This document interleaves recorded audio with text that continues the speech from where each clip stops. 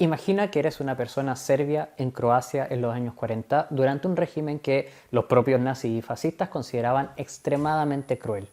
Un estado que en un corto pero devastador periodo desató una de las masacres más horrendas de la historia con el apoyo de fuerzas de extrema derecha y una iglesia que bendecía el genocidio. Esta es la historia de los Ustaša, una fuerza nacionalista extrema croata que sembró el terror en los Balcanes. Cuando Hitler invadió Yugoslavia, la dividió en dos. En una de esas partes fueron instalados los Ustaše al mando de un estado títere donde miles de serbios, judíos, romaníes y opositores fueron brutalmente perseguidos y eliminados. No es una historia que se aborde demasiado más allá de los Balcanes, tristemente. Antes de investigar sobre esto, muy poca gente que conozco sabía sobre este régimen. Es necesario aprender de esto, digo yo. El Estado independiente de Croacia se convirtió en un infierno para miles de personas, incluyendo un campo de concentración especializado en niños y niñas. Desde luego, un capítulo muy sombrío de la historia que no podemos permitirnos olvidar. Te recomiendo que tengas en cuenta que este relato tiene descripciones crudas y perturbadoras que podrían resultar angustiosas para algunas personas. La naturaleza del contenido puede ser impactante.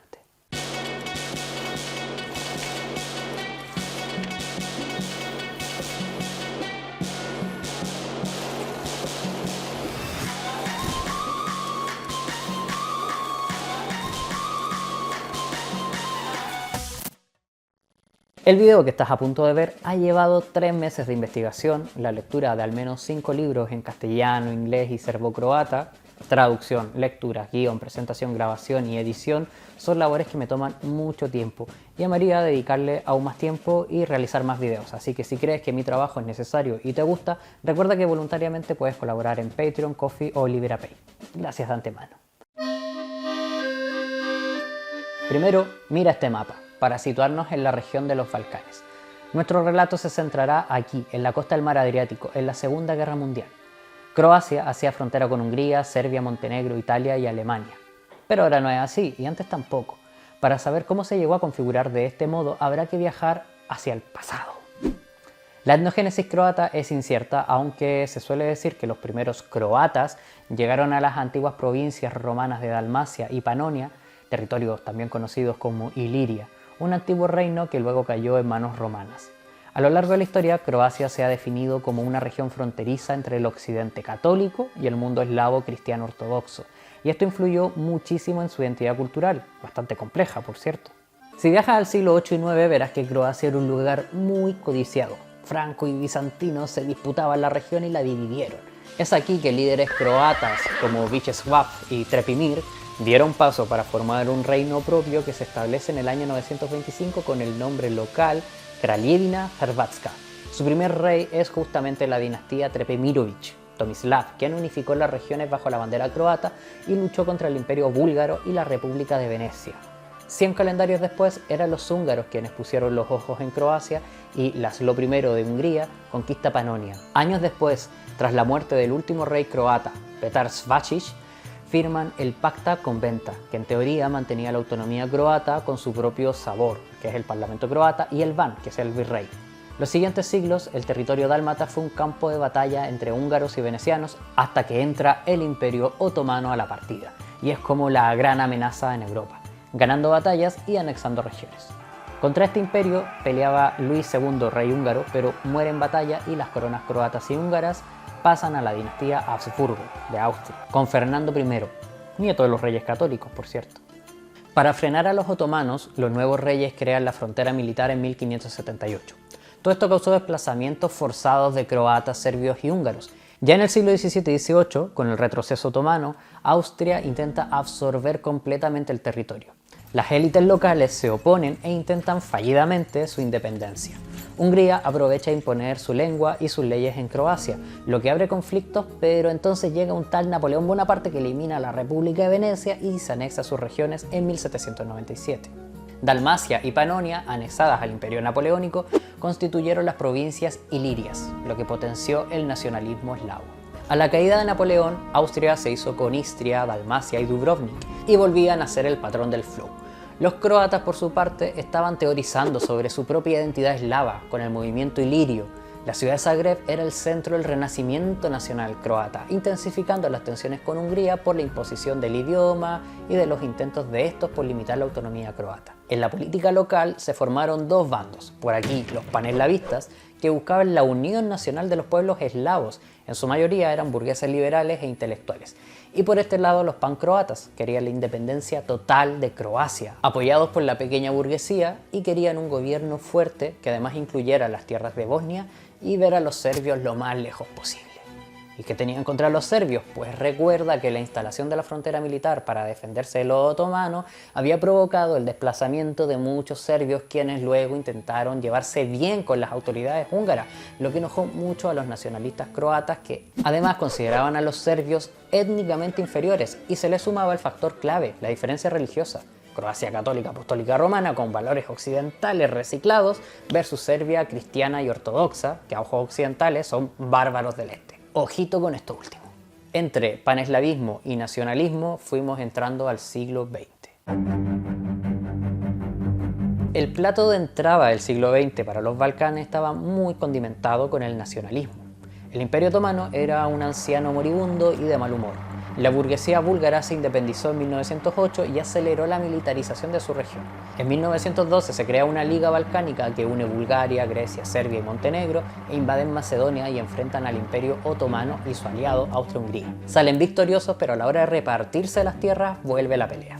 La Segunda Guerra Balcánica. Bulgaria no estaba contenta con el reparto de tierras, así que se enfrentó a sus viejos aliados y a los otomanos nuevamente, con apoyo del Imperio Ruso. Todo mal para Bulgaria.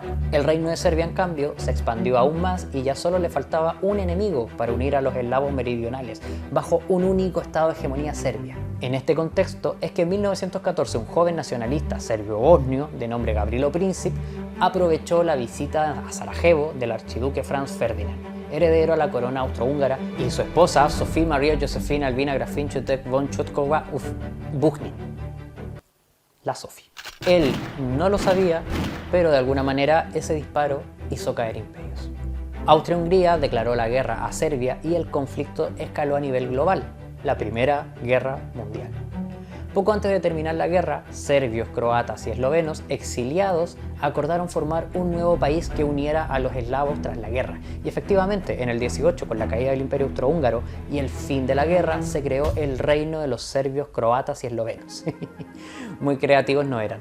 También llamado a menudo Reino de Yugoslavia, aunque ese nombre sería oficial más tarde.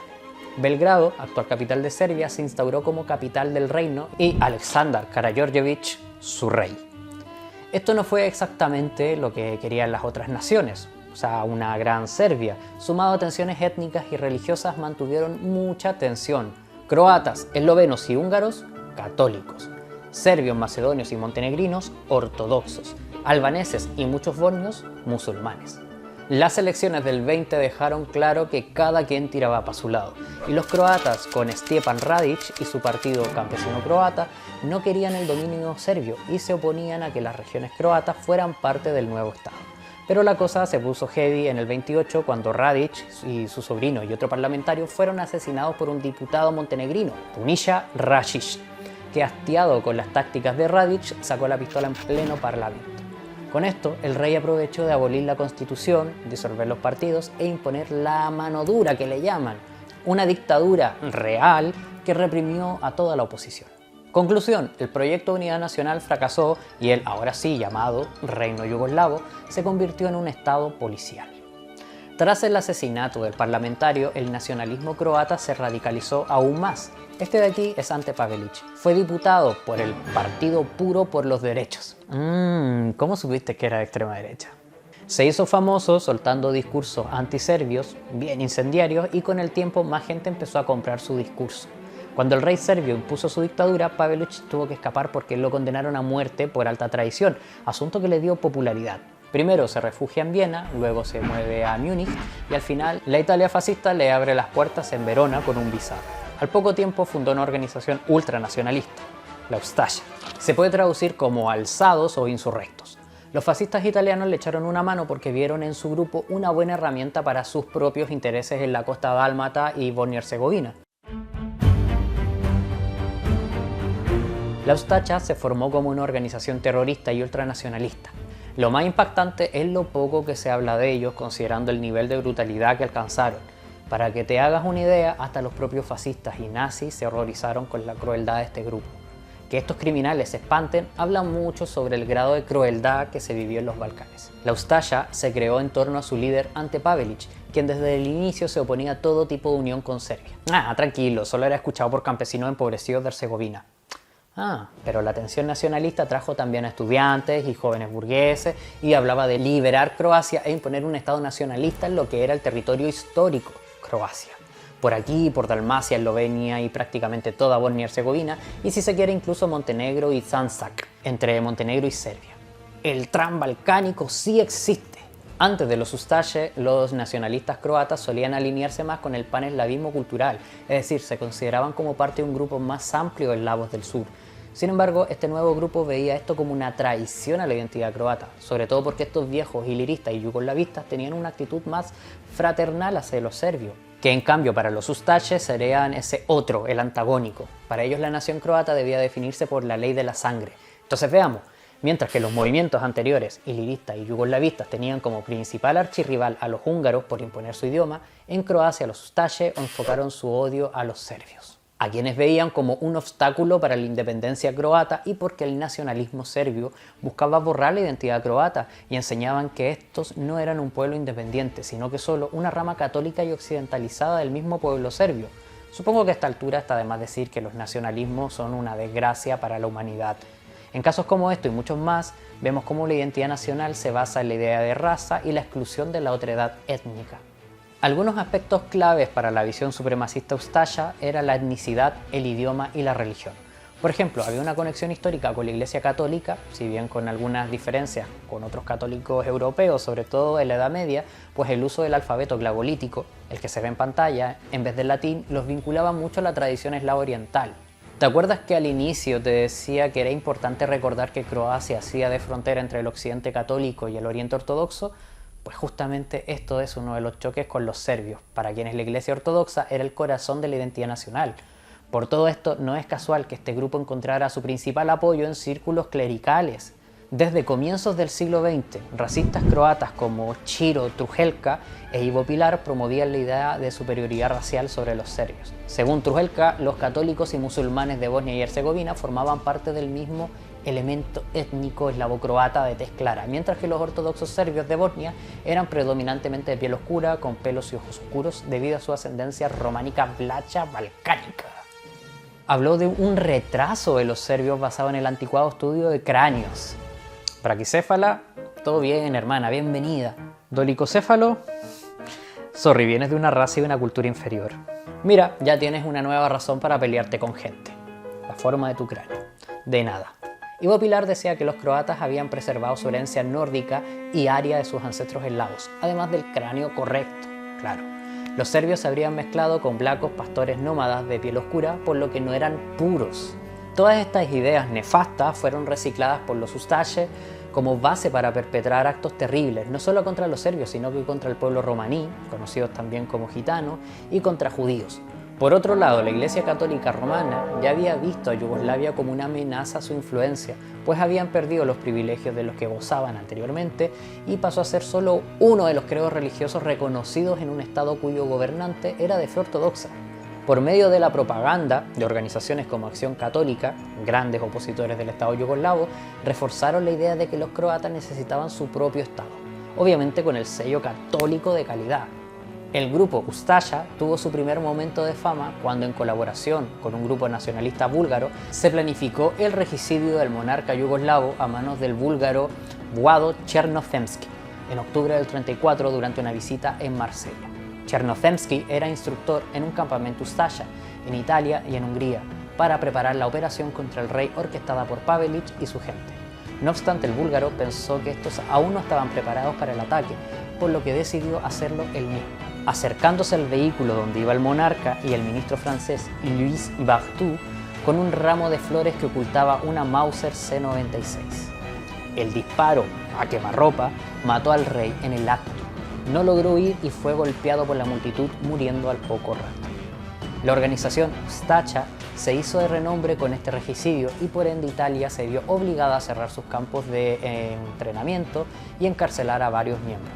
El propio Ante Pavelić estuvo encarcelado hasta el 36 y parecía que con esto el grupo ultraderechista croata estaría extinto.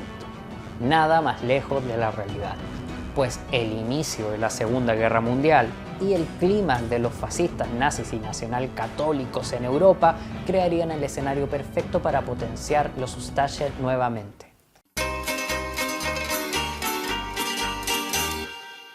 Es el domingo 6 de abril del 41 en Belgrado, capital del Reino de Yugoslavia. Día soleado y de mercado al aire libre. Mira qué bonita la mañana.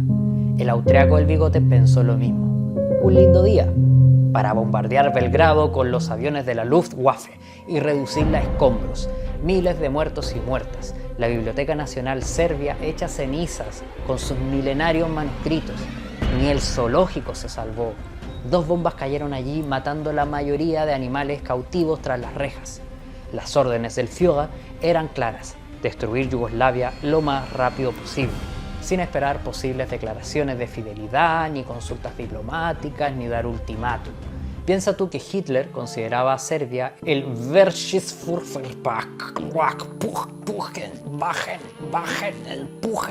nido de conspiradores, al que culpaba del estallido de la Primera Guerra Mundial, entre otras cosas. El ejército yugoslavo, más decorativo que efectivo, debió rendirse a los pocos días. Y eso que anteriormente el gobierno yugoslavo había intentado llevarse bien con Alemania, firmando el pacto tripartito, que incluía a Bulgaria, Hungría y Rumanía. No obstante, a los 2 días de firmar ese pacto, el pueblo yugoslavo se volcó a las calles en oposición a la alianza con los nazis. Hasta un golpe de estado contra el regente Pablo, liderado por el general Dušan Simović. El lema era claro: mejor la guerra que el pacto. Hitler, al enterarse, pensó que era broma, pero no, y ahí ordenó la destrucción de Yugoslavia, país que en cosa de días dejó de existir, y sus restos fueron repartidos por Italia, Alemania, Hungría y Bulgaria. El mapa quedó algo así, como el que te mostré al inicio del video. Hasta ese momento, el sueño del fascista Ante Pavelić de ver una Croacia independiente, católica y racista estaba muy diluido, pero la Segunda Guerra Mundial le trajo nuevas esperanzas. Pavelić se puso al servicio de las potencias del eje y colaboró en la invasión de Yugoslavia. A cambio, tendría el permiso del Führer para estar a la cabeza del nuevo estado títere del nazismo, Nezavisna Zdrava Hrvatska, el estado independiente de Croacia, instalado ahí por Hitler y bajo su control realmente. Bueno, y el de Mussolini, sí, también. Aunque con cierto recelo, pues había allí una disputa de fuerzas entre fascistas y nazis. Pues la nueva capital croata, Zagreb, estaba en un área de influencia italiana, pero a la vez eran los alemanes quienes ejercían realmente el control sobre los recursos y con el tiempo también del ejército. El 10 de abril quedaba establecido el nuevo Estado independiente de Croacia, que ya sabemos de independiente tenía lo que un títere. Primero intentaron darle el poder a Mašek, líder del partido campesino croata, pero el tipo rechazó la oferta. Ahí estuvo entonces atento Ante Pavelić, encantado con la idea de gobernar y de paso exterminar a quienes no encajaran en su versión de Croacia. Basó su gobierno en el odio a los serbios, odio al comunismo y un fanatismo enfermizo por su estado y el catolicismo. Iglesia que lo respaldó. Primero, excluyeron a serbios, judíos y gitanos de la vida pública. Luego los persiguieron y finalmente exterminaron con métodos brutales. Mientras en Serbia, los alemanes encontraron a su propio colaborador, el general Milan Nedić, conocido germanófilo y anticomunista que estaba seguro, pero seguro, de que la guerra sería ganada por Alemania y que solo una alianza con ellos iba a permitir a Serbia sobrevivir en el nuevo orden europeo. En Croacia, Pavelić tenía carta blanca para instaurar un régimen totalitario. Cerró el parlamento y tuvo unidades especiales dedicadas a la masacre hacia quienes consideraban inferiores. Sacerdotes católicos también formarían parte de esas unidades. Para ellos, ser croata significaba también ser católico. Rápidamente impusieron leyes raciales contra judíos por considerarles carentes de moral y de una patria. Contra romaníes, pues según decían, rompían la pureza racial del croata, y contra serbios, que ya sabemos por qué. Añadimos disidentes políticos, partisanos y delincuentes comunes. Hagamos hincapié ahora en la complicidad de la Iglesia Católica Romana, porque de hecho En cuanto los nazis entraron en Zagreb y se proclamó el Estado de Croacia, es el mismísimo arzobispo Alojzije Stepinac quien corre a felicitar y bendecir a los nuevos tiranos. Slavko Kvaternik, quien había proclamado por radio la creación del nuevo Estado, le dijo al curita que la Iglesia Católica tendría el total apoyo del nuevo gobierno. A los pocos días se reunió con el propio Pavelić, quien le prometió que la Iglesia sería favorecida y que eliminaría a los viejos católicos por considerarlos una fábrica de divorcios para las mujeres. Añadió claro que no toleraría a la Iglesia Ortodoxa Serbia, pues para él no era una iglesia, sino un enemigo político. De todos modos, hay que mencionar que Stepinac, cómplice del régimen, cuando vio las consecuencias del fascismo en acción, regando cuerpos por todas partes, solicitó a Pavelić, muy ambiguamente, que no se maten serbios sin haber probado su culpabilidad. Ya díganle al curita que la culpa que cargaban era simplemente ser serbios, ser romaníes, judíos, etc. Stepinac colaboró con la conversión forzada de serbios ortodoxos al catolicismo. Era eso o morir. Algunos sacerdotes que comenzaron aplaudiéndole hasta los peos a Pavelić terminaron horrorizados al ver la puesta en práctica del terror Ustaša. La Ustaša fue a Pavelić lo que las SS eran a Hitler, asegurándose de eliminar opositores tanto si eran reales como imaginarios. La Ustaška Bojnica, o milicia Ustaša, solían ser gente muy joven, domesticada en el nacionalismo extremo, porque entrar en la organización era también someterse a una disciplina brutal y mostrar que se era un croata de acero, ser severo e implacable y tener una lealtad absoluta a Pavelić.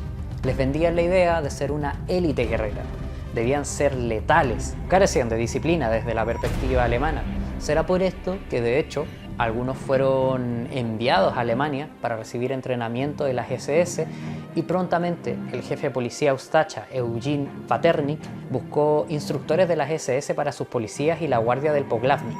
El destino nazi y Ustaša estaban unidos. Este último dependía del triunfo del primero, triunfo del que estaban muy seguros. Sin los nazis ni el fervor y terror Ustaša, Pavelić nunca hubiera podido sostener su régimen. Esta milicia no veía la violencia como un ideal regenerador, sino como una herramienta práctica para liberar a Croacia por medio de una masacre, directamente, sin concesiones de ningún tipo y sin piedad, que es lo que debía ser el nuevo ideal de hombre croata. O sea que la violencia, más que un medio, sería la esencia del movimiento. La sangre y el terror, más que una consecuencia bélica, es la base del fascismo croata. Ya lo decía el mismo Pavelić, el cuchillo, el revólver, la ametralladora y la bomba de tiempo, estas son las campanas que anunciarán el amanecer y la resurrección del Estado independiente de Croacia. El emblema Ustaša reflejaba muy bien su esencia. Una bala de cañón, que pensé que era una bomba, en llamas con el escudo croata dentro de una U. Aquí las instrucciones de su líder en su periódico.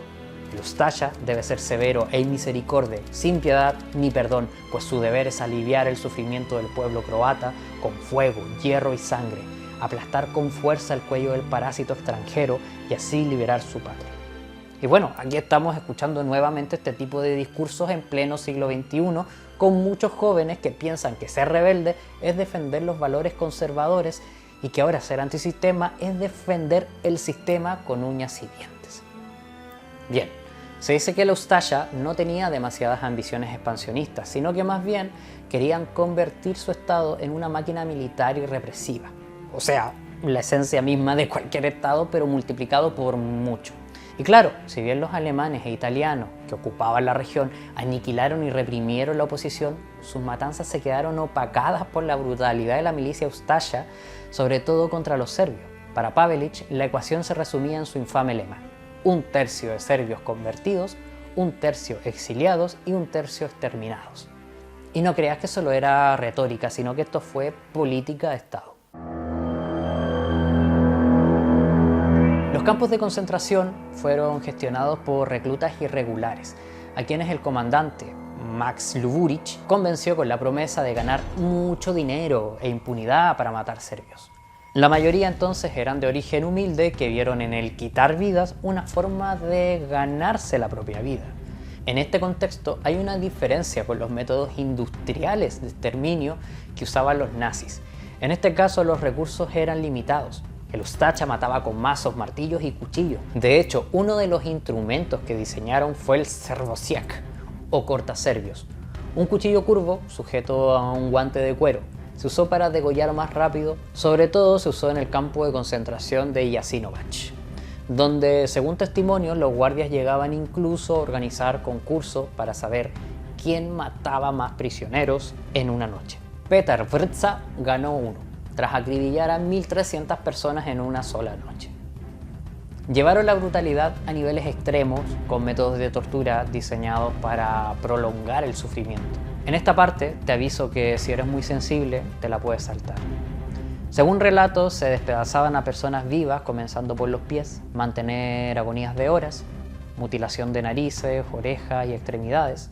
El historiador Karl Jans Gischer también menciona cómo metían agujas bajo las uñas y ponían sal en las heridas abiertas, además de ser especialmente crueles con las mujeres, contra las que ejercían, por supuesto, violencia sexual, corte de pechos y brazos, e incluso a las embarazadas les abrían el vientre para matar a sus bebés frente a la madre. De hecho, así asesinaron a la esposa embarazada del sacerdote ortodoxo serbio Spaso Lafrija. Los sacerdotes serbios fueron un blanco favorito de los Ustaše. Por ejemplo, Vukoslav Milanović, que era ciego, fue forzado a oír los gritos de sus hijos mientras eran acribillados. Y el caso de Branko Dobrosavljević es difícil de describir las torturas, con decirte que fue obligado a presenciar la mutilación de su hijo antes que le quitaran los ojos y desollaran en vida. Una de las peores masacres fue la de Blagaj, en mayo del 41, donde cerca de 500 serbios tuvieron que cavar sus propias tumbas antes de morir por golpes de hacha. Al principio dudé de que estos relatos, por parecer inverosímiles y tratando de ser riguroso con la información, pensé que podían tener mucho de mito. Pero lo cierto es que, aunque las cifras puedan variar, los métodos estaban bien documentados. Solo encontré negacionismo en una página de croatas en Argentina, que tras percatarme del tono antiserbio de sus artículos me fui al directorio y resulta que era una organización creada por exiliados Ustaše. Aunque lo que sí parece ser más un mito y muy difundido es el relato del italiano Curzio Malaparte en su libro Caput, que recoge su trabajo como corresponsal del Corriere della Sera mientras fue capitán del ejército fascista italiano. Allí menciona que en una entrevista al Poglavnik ante Pavelić vio un canasto en el escritorio del dictador que parecía tener ostras, a lo que él ingenuamente pregunta si son ostras de Dalmacia. Pavelić saca una taza del canasto y se ve una masa gelatinosa. Le dice sonriendo: es un regalo de mis leales Ustaše, 40 libras de ojos humanos. Esta historia me la encontré en documentos, libros y artículos que leí, pero ha sido puesta en duda por otros corresponsales, aunque de todos modos sobrevivientes han testificado que los Ustaše sí coleccionaban partes de sus víctimas usando collares de orejas, lenguas y ojos. Jovo Đurić relató que en algunas ciudades croatas incluso se vendían ojos de serbios, mientras que Velisar Fesević contó que en su pueblo mataban campesinos sobre un barril para recoger sangre como regalo de cumpleaños para Pavelić. A veces la realidad supera la ficción. Entre el 41 y el 45, el régimen estableció al menos 25 campos de exterminio, algunos exclusivamente para niños y niñas, como el de Sisak y Jastrebarsko. Pero el pionero fue Danica, ubicado en una vieja fábrica química, el mismo día que Alemania oficializó su respaldo a los Ustaše. ¿Para qué esperar más? Era un campo muy precario, hecho a la rápida y con poca financiación. Fue repletado por serbios, judíos, yugoslavistas y comunistas que venían hacinados en vagones rotulados como fruta en mal estado, para que nadie sospechara. Claramente el hambre, enfermedades y torturas eran permanentes, casi no recibían comida y la corrupción y hambre de los guardias, sumado al alcoholismo, construían el día a día en base a una violencia extrema. Jasenovac fue el campo de exterminio más infame, escenario de atrocidades indescriptibles. Niños y niñas se quemaban vivas frente a sus padres. Eran ahogados en el río Sava o, como asegura el investigador Dragoje Lukic, los bebés aún en pañales pasaban por el hacha. A niñas de 12-13 años las agredían sexualmente en presencia de sus madres. El Ustacha Oresković relató cómo fue obligado a matar a 2 niños judíos por orden de Luburić. No se atrevió a hacerlo, entonces él mismo le cortó la garganta a uno como para desafiarlo. Entonces Oresković aplastó el cráneo del otro niño, acción premiada con elogios. En muchos pueblos, según el historiador Alfred Miller, se encontraron cientos de niñas y niños empalados con brazos y piernas torcidas. Presenciar todo esto de seguro que ofreció traumas de por vida a toda una generación. Otros campos como Gospic y sus subcampos fueron diseñados exclusivamente para el exterminio masivo de miles de personas. En este sentido, se hacía la diferencia étnica, religiosa y nacional. Por eso, serbios, judíos y romaníes fueron enviados directo a la muerte en Gospic, a diferencia de comunistas croatas o musulmanes enviados a otros lugares. La llegada de las tropas italianas fascistas en septiembre del 41 iba a poner fin a los campos de la costa adriática, así que las milicias croatas trataron de exterminar a todos los internos antes de su arribo. Los italianos encontraron más de 800 cuerpos al llegar, el resto fueron llevados al interior del país, ocupando nuevos centros como Kruščica, Lovograd y Jasenovac, desde donde salían a arrojar cuerpos al río Sava. Se estima que entre 800 y 100.000 personas murieron ahí en Jasenovac. Las autoridades italianas ordenaron inspecciones de saneamiento en la zona donde estaban los campos de exterminio Ustasha. Pues, según los informes, el olor a descomposición era insoportable y en realidad temían la contaminación del agua potable. Irónicamente, fueron los militares italianos quienes hicieron de guías locales, desenterraron cuerpos y relataron crímenes de los que se mostraban horrorizados. Explicaban que incluso algunas veces intervinieron para salvar a civiles serbios. Esto, más allá de la consternación propia que pueda sentir cualquier persona frente a la crueldad, no olvidemos que nazis y fascistas hacían básicamente lo mismo. El comisario nazi Hermann Neubacher dijo que los crímenes Ustasha eran los más feroces de la historia. El general von Horstenau se mostró impactado al ver montañas de personas degolladas, despedazadas y algunas desolladas arrojadas al río Sava. Las autoridades serbias aliadas, también del eje, pidieron a los italianos recuperar los cuerpos serbios para ser enterrados según el rito ortodoxo. Piensa que la Ustasha era una copia más pobre del terror nazi, todo mucho más improvisado y no tenían los medios para aprovecharse de la mano de obra esclavizada en sus campos de concentración, por lo que rápidamente se transformaron en meros centros de eliminación física. Aunque en Jasenovac sí que dividieron a presos eliminables desde su punto de vista y los que eran explotables, normalmente jóvenes de mejor salud, como lo que se hace en ganadería, ¿no? Con los animales no humanos. Los que sirven para producir pueden vivir un poco más bajo condiciones de explotación y quienes no producen, por cualquier razón, son inmediatamente eliminados. Las que peor lo pasaron en este sentido fueron mujeres ancianas.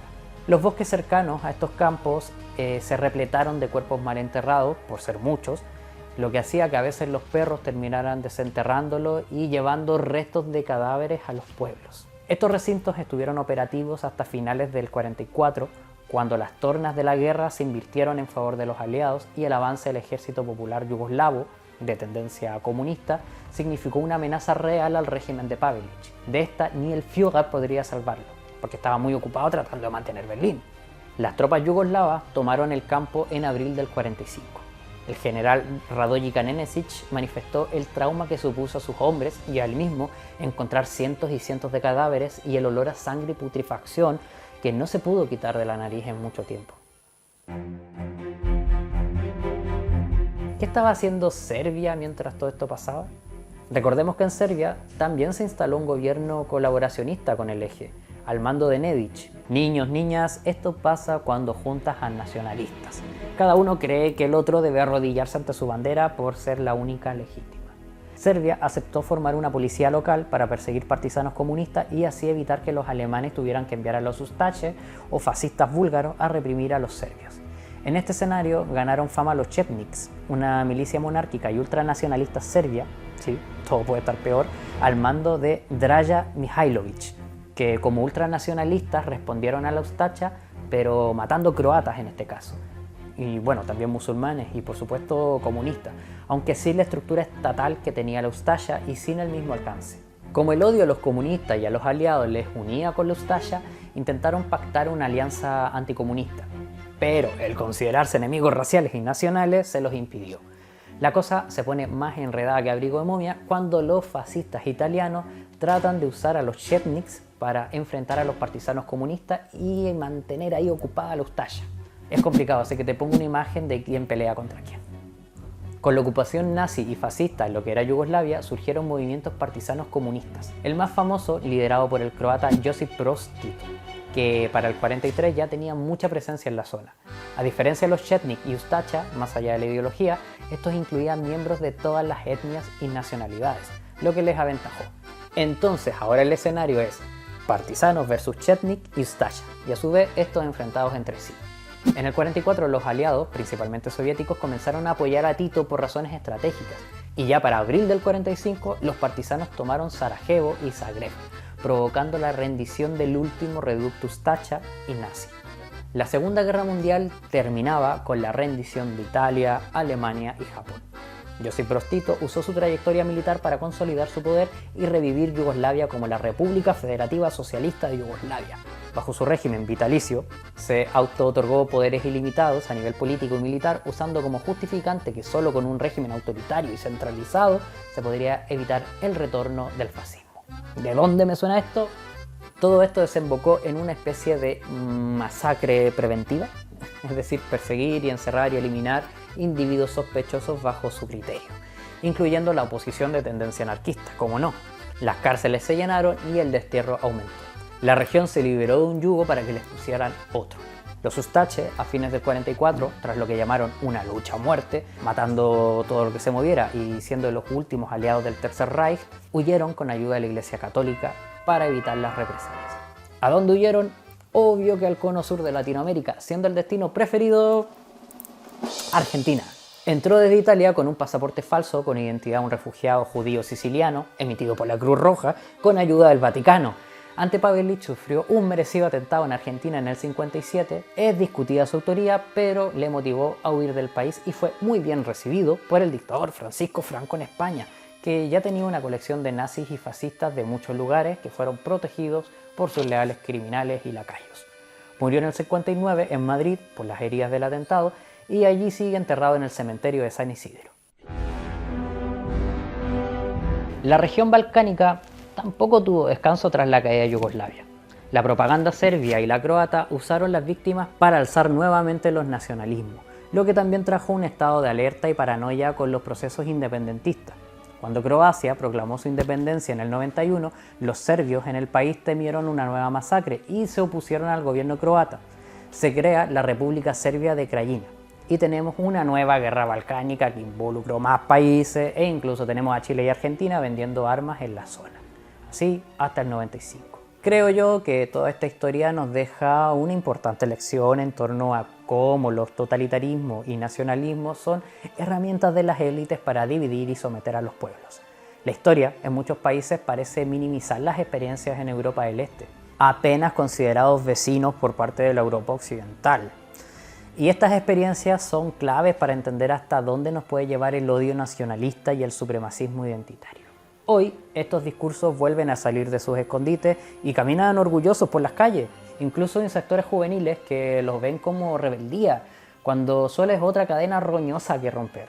La única salida es la solidaridad internacionalista y la lucha incesante contra quienes nos imponen sus tontas divisiones y obedecen a intereses de vampiros del poder. Bueno, ahí tienes otro video desmonetizado por muchas razones. No olvides difundirlo. Dobry Dencha. La situación en Palestina es un ejemplo donde el mundo olvida y los crímenes del movimiento sionista son negados. La ausencia del concepto limpieza étnica ayuda a silenciar la situación del pueblo palestino bajo otro concepto, la guerra. Todo empezó cuando las potencias occidentales quisieron dejar en manos sionistas aquel territorio para crear un nuevo Estado, convenciendo al mundo de que Israel representa lo civilizado y racional,